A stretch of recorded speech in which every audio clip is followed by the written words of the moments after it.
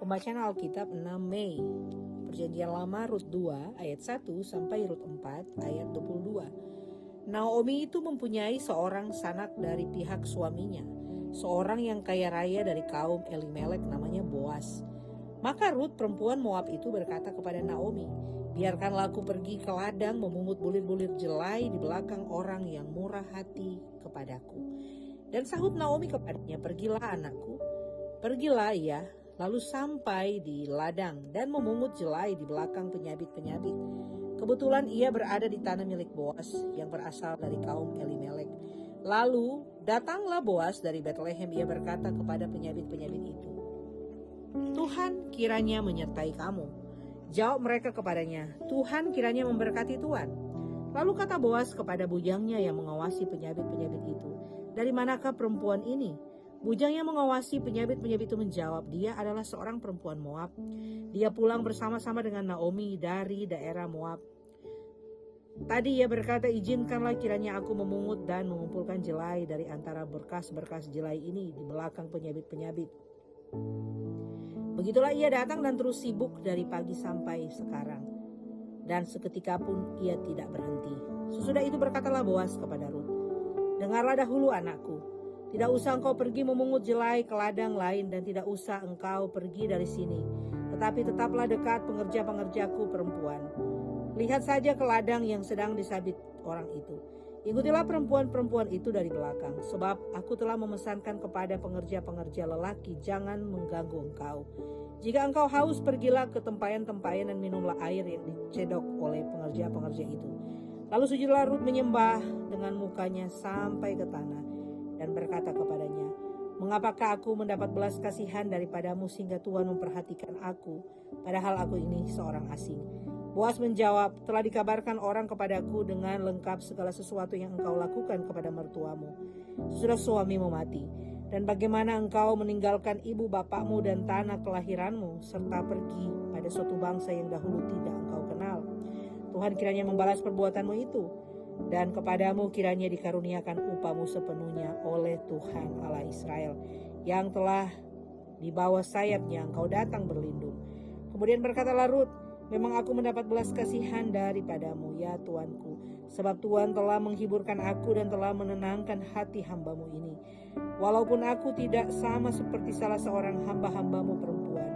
Ketika sudah waktu makan, berkatalah Boas kepadanya, "Datanglah kemari, makanlah roti dan celupkanlah suapmu ke dalam cuka ini." Lalu duduklah ia di sisi penyabit-penyabit itu, dan Boas menunjukkan berti gandum kepadanya. Makanlah Rut sampai kenyang, bahkan ada sisanya. Setelah ia bangun untuk memungut pula, maka Boas memerintahkan kepada pengerja-pengerjanya, di antara berkas-berkas itu pun ia boleh memungut. Janganlah ia diganggu. Bahkan haruslah kamu dengan sengaja menarik sedikit-sedikit dari ongkokan jelai itu dan untuk dia dan meninggalkannya supaya dipungutnya. Janganlah berlaku kasar terhadap dia. Maka ia memungut di ladang sampai petang. Lalu ia mengirik yang dipungutnya itu, dan ada kira-kira seeva jelai banyaknya. Diangkatnya lah itu lalu dimasukkan ke kota. Ketika mertuanya melihat apa yang dipungutnya itu, dan ketika dikeluarkannya diberikannya kepadanya mertuanya sisanya yang ada setelah kenyang itu, maka berkatalah mertuanya kepadanya, "Dari mana engkau memungut dan di mana engkau bekerja hari ini? Diberkatilah kiranya orang yang telah memperhatikan engkau itu." Lalu ceritakannya kepada mertuanya itu, pada siapa ia bekerja, katanya, "Nama orang pada siapa aku bekerja hari ini ialah Boas." Sudah itu berkatalah Naomi kepada menantunya, "Diberkatilah kiranya orang itu oleh Tuhan yang rela mengaruniakan kasih setianya kepada orang-orang yang hidup dan yang mati." Lagi kata Naomi kepadanya, "Orang itu kaum kerabat kita. Dialah salah seorang yang wajib menebus kita." Lalu kata Rut perempuan Moab itu, "Lagi pula ia berkata kepadaku, tetaplah dekat pengerja-pengerjaku sampai mereka menyelesaikan seluruh penyabitan ladangku." Lalu berkatalah Naomi kepada Rut menantunya itu, "Ya anakku, sebaiknya engkau keluar bersama-sama dengan pengerja-pengerjanya perempuan, supaya engkau jangan disusahi orang di ladang lain." Demikianlah Rut tetap dekat pada pengerja-pengerja perempuan Boas untuk memungut sampai musim menuai jelai dan musim menuai gandum telah berakhir, dan selama itu ia tinggal pada mertuanya. Lalu Naomi mertuanya itu berkata kepadanya, "Anakku, apakah tidak ada baiknya jika aku mencari tempat perlindungan bagimu supaya engkau berbahagia. Maka sekarang bukankah Boas yang pengerja-pengerjanya perempuan telah kau temani itu adalah sanak kita? Dia pada malam ini menampi jelai di tempat pengirikan. Maka mandilah dan berulaplah, pakailah pakaian bagusmu dan pergilah ke tempat pengirikan itu. Tapi janganlah engkau ketahuan kepada orang itu sebelum ia selesai makan dan minum. Jika ia membaringkan diri tidur, haruslah engkau perhatikan baik-baik tempat ia berbaring. Kemudian datanglah dekat, singkapkanlah selimut dari kakinya dan berbaringlah di sana. Maka ia akan memberitahukan kepadamu apa yang harus kau lakukan. Lalu kata Rut kepadanya, segala yang engkau katakan itu akan kulakukan. Sesudah itu pergilah ia ke tempat pengirikan dan dilakukannya tepat seperti yang diperintahkan mertuanya kepadanya. Setelah Boas habis makan dan minum dan hatinya gembira, datanglah ia untuk membaringkan diri tidur pada ujung timbunan jelai itu. Kemudian datanglah perempuan itu dekat dengan diam-diam, disingkapkannya lah selimut dari kaki Boas dan berbaringlah ia di situ. Pada waktu tengah malam dengan terkejut terjagalah orang itu, lalu meraba-raba ke sekelilingnya dan ternyata ada seorang perempuan berbaring di sebelah kakinya. Bertanyalah ia, siapakah engkau ini? Jawabnya, aku Rut hambamu.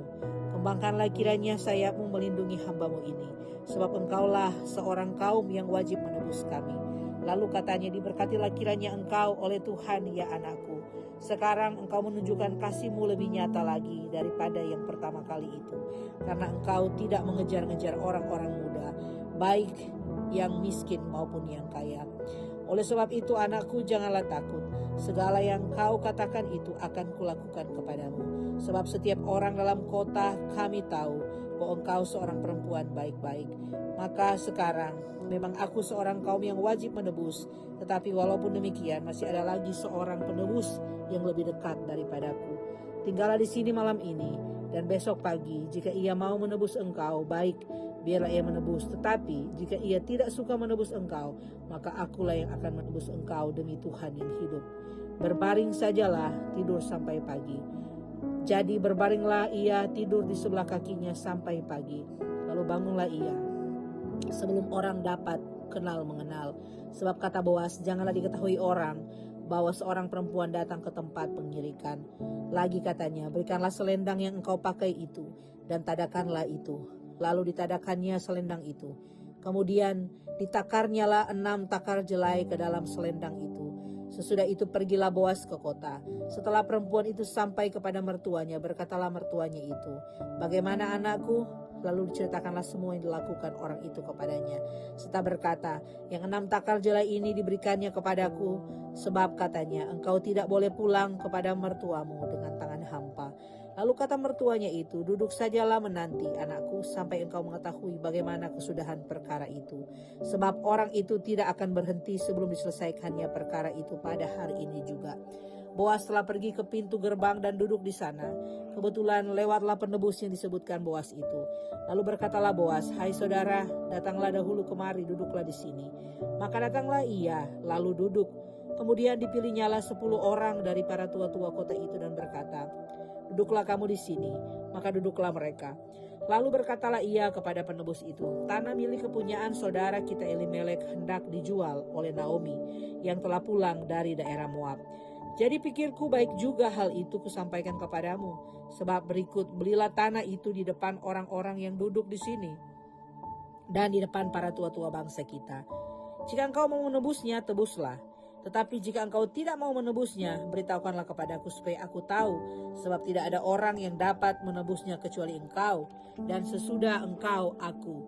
Lalu berkatalah ia, aku akan menebusnya. Tetapi kata Boas, pada waktu engkau membeli tanah itu dari tangan Naomi, engkau memperoleh Rut juga, perempuan Moab, istri orang yang telah mati itu, untuk menegakkan nama orang itu di atas milik pusakanya. Lalu berkatalah penebus itu, jika demikian aku tidak dapat menebusnya, sebab aku akan merusakkan milik pusakaku sendiri. Aku mengharap engkau menebus apa yang seharusnya aku tebus, sebab aku tidak dapat menebusnya. Beginilah kebiasaan dahulu di Israel, dalam hal menebus dan menukar. Setiap kali orang hendak menguatkan suatu perkara, maka yang seorang menanggalkan kasutnya sebelah dan memberikannya kepada yang lain. Demikianlah caranya orang mensahkan perkara di Israel. Lalu penebus itu berkata kepada Boas, engkau saja yang membelinya, dan ditanggalkannya lah kasutnya. Kemudian berkatalah Boas kepada para tua-tua dan kepada semua orang di situ, kamulah pada hari ini menjadi saksi bahwa segala milik Elimelek dan segala milik Kilion dan Mahlon aku beli dari tangan Naomi. Juga Rut perempuan Moab itu, istri Mahlon, aku peroleh menjadi istriku untuk menegakkan nama orang yang telah mati itu di atas milik pusakanya. Demikianlah nama orang itu tidak akan lenyap dari antara saudara-saudaranya dan dari antara warga kota. Kamulah pada hari ini menjadi saksi. Dan seluruh orang banyak yang hadir di pintu gerbang dan para tua-tua berkata, kamilah menjadi saksi. Tuhan kiranya membuat perempuan yang akan masuk ke rumahmu itu sama seperti Rahel dan Lea, dan yang keduanya telah membangunkan umat Israel. Biarlah engkau menjadi makmur di Efrata, dan biarlah namamu termasyur di Betlehem. Keturunanmu kiranya menjadi seperti keturunan Peres yang dilahirkan Tamar bagi Yehuda, oleh karena anak-anak yang akan diberikan Tuhan kepadamu dari perempuan muda ini. Lalu Boas mengambil Rut dan perempuan itu menjadi istrinya, dan dihampirinya lah ia. Maka atas karunia Tuhan perempuan itu mengandung, lalu melahirkan seorang anak laki-laki. Sebab itu perempuan-perempuan berkata kepada Naomi, terpujilah Tuhan yang telah rela menolong engkau pada hari ini dengan seorang penebus. Termasyurlah kiranya nama anak itu di Israel, dan dialah yang akan menyegarkan jiwamu dan memelihara engkau pada waktu rambutmu telah putih. Sebab menantumu yang mengasihi engkau telah melahirkannya, perempuan yang lebih berharga bagimu dari 7 anak laki-laki. Dan Naomi mengambil anak itu serta meletakkan pada pangkuannya, dan dialah yang mengasuhnya. Dan tetangga-tetangga perempuan memberi nama kepada anak itu, katanya, pada Naomi telah lahir seorang anak laki-laki. Lalu mereka menyebutkan namanya Obed. Dialah ayah Isai, ayah Daud. Inilah keturunan Peres. Peres memperanakan Hesron. Hesron memperanakan Ram. Ram memperanakan Abinadab. Abinadab memperanakan Nahason. Nahason memperanakan Salmon. Salmon memperanakan Boas. Boas memperanakan Obed. Obed memperanakan Isai, dan Isai memperanakan Daud. Bacaan Alkitab dari Perjanjian Baru, Yohanes 4 ayat 43 sampai 54. Dan setelah 2 hari itu Yesus berangkat dari sana ke Galilea, sebab Yesus sendiri telah bersaksi bahwa seorang nabi tidak dihormati di negerinya sendiri. Maka setelah ia tiba di Galilea, orang-orang Galilea pun menyambut dia, karena mereka telah melihat segala sesuatu yang dikerjakannya di Yerusalem pada pesta itu, sebab mereka sendiri pun turut di pesta itu. Maka Yesus kembali lagi ke Kanaan di Galilea, di mana ia membuat air menjadi anggur. Dan di Kapernaum ada seorang pegawai istana, anaknya sedang sakit. Ketika ia mendengar bahwa Yesus telah datang dari Yudea ke Galilea, pergilah ia kepadanya, lalu meminta supaya ia datang dan menyembuhkan anaknya, sebab anaknya itu hampir mati. Maka kata Yesus kepadanya, jika kamu tidak melihat tanda dan mujizat, kamu tidak percaya. Pegawai istana itu berkata kepadanya, Tuhan, datanglah sebelum anakku mati. Kata Yesus kepadanya, pergilah, anakmu hidup. Orang percaya akan berkata yang dikatakan Yesus kepadanya. Lalu pergi. Ketika ia masih di tengah jalan, hamba-hambanya telah datang kepadanya dengan kabar bahwa anaknya hidup. Ia bertanya kepada mereka, pukul berapa anak itu mulai sembuh? Jawab mereka, kemarin siang pukul 1 demamnya hilang. Maka teringatlah ayah itu bahwa pada saat itulah Yesus berkata kepadanya, anakmu hidup. Lalu ia pun percaya, ia dan seluruh keluarganya. Dan itu tanda kedua yang dibuat Yesus ketika ia pulang dari Yudea ke Galilea. Pembacaan dari Mazmur 105 ayat 16 sampai 38. Ketika ia mendatangkan kelaparan ke atas negeri itu dan menghancurkan seluruh persediaan makanan, diutusnyalah seorang mendahului mereka, Yusuf yang dijual menjadi budak. Mereka mengimpit kakinya dengan belenggu, lehernya masuk ke dalam besi sampai saat firman-Nya sudah genap dan janji Tuhan membenarkannya. Raja menyuruh melepaskannya, penguasa bangsa-bangsa membebaskannya. Dijadikanlah dia tuan atas istananya dan kuasa atas segala harta kepunyaannya, untuk memberikan petunjuk kepada para pembesarnya sekehendak hatinya, dan mengajarkan hikmat kepada para tua-tuanya. Demikianlah Israel datang ke Mesir, dan Yakub tinggal sebagai orang asing di tanah Ham. Tuhan membuat umatnya sangat subur dan menjadikannya lebih kuat dari para lawannya. Diubahnya hati mereka untuk membenci umatnya, untuk memperdayakan hamba-hambanya. Diutusnyalah Musa hambanya dan Harun yang dipilihnya. Keduanya mengadakan tanda-tandanya di antara mereka dan mujizat-mujizat di tanah Ham. Dikirimnya kelaparan, maka hari menjadi gelap. Tetapi mereka memberontak terhadap firman-Nya. Diubahnya air mereka menjadi darah dan dimatikannya ikan-ikan mereka. Kata-kata berkeriapan ke negeri mereka, bahkan di kamar-kamar raja mereka.